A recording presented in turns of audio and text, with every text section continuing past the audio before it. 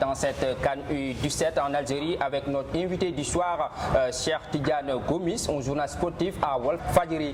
Monsieur Gomis, bonsoir. Oui, bonsoir. Le Sénégal, bon, comme je vous le disais, en tout cas à l'entame de mes propos, qualifié en tout cas en quart de finale.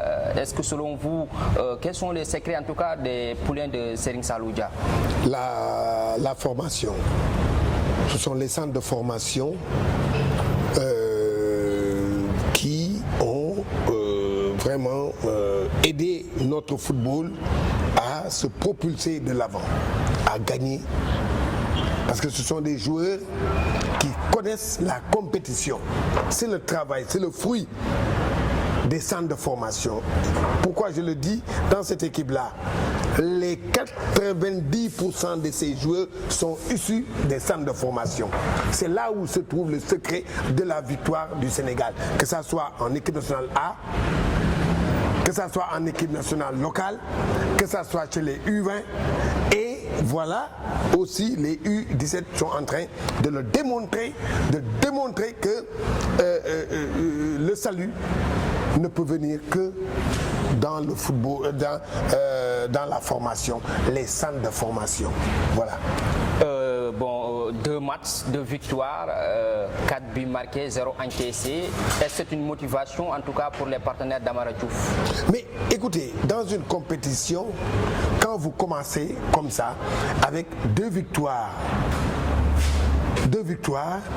et c'est là maintenant qu'il faut se poser des questions. C'est à l'encadrement technique de se poser des questions. Parce que c'est à partir de là, il faut tirer les enseignements de cette victoire. Qu'est-ce qui n'a pas marché durant ces 2 matchs-là? On a gagné, certes. Tu peux gagner, mais il y a des failles. Il faut maintenant détecter les failles et maintenant corriger pour pouvoir maintenant bien aborder le second tour. Attention, il faut faire très attention. Et c'est là aussi, quand tu es un compétiteur, c'est à partir de ces moments-là qu'il faut vraiment revoir les choses. Comme vous venez de le dire, le plus difficile reste à venir. Selon vous, qu'est-ce que en tout cas, c'est-à-dire les poulains de Serigne Saliou Dia devront faire pour en tout cas aborder le reste de la compétition? La conservation du ballon et la dernière passe. Voilà les 2 aspects. Quand j'ai regardé cette équipe-là, quand vous regardez nos championnats sur le plan local, vous verrez à chaque chambre, parmi les 3 premiers, il y a forcément un club de centre de formation. La Ligue 1, il y a Djamba qui est leader, il y a Génération Foot qui suit. Quand vous allez en Ligue 2, il y a Oslo qui s'est inséré parmi les 2 premiers de ce championnat. Descendez, vous continuez, c'est comme ça. Et donc la charpente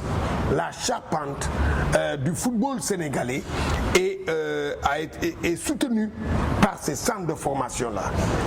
Votre dernier mot en tout cas pour les poulains de Serigne Saliou Dia qui devront en tout cas, c'est-à-dire poursuivre en tout cas leur sommet en quart de finale ce mercredi. Votre dernier mot?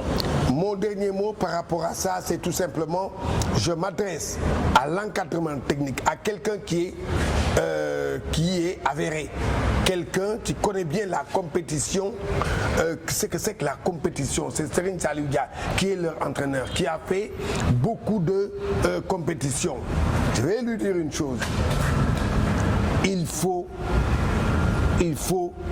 revenir sur l'orthodoxie du football, c'est-à-dire tout simplement le ballon. Le ballon, comment jouer le ballon.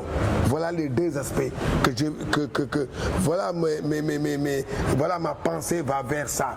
C'est le ballon et la façon dont on utilise le ballon. Et vous verrez, vous allez m'appeler et vous allez me dire coach, vous avez Cheikh Tidiane Gomis, vous avez raison. Et c'est là. Mais encore une fois, et que dans cette compétition, il y a des pays qui ont le même modèle de réussite que le Sénégal. C'est le Mali, c'est le Nigeria, c'est le Cameroun. c'est aussi le Maroc. Ces pays-là, donc leur socle se situe dans leur centre de formation. Voilà.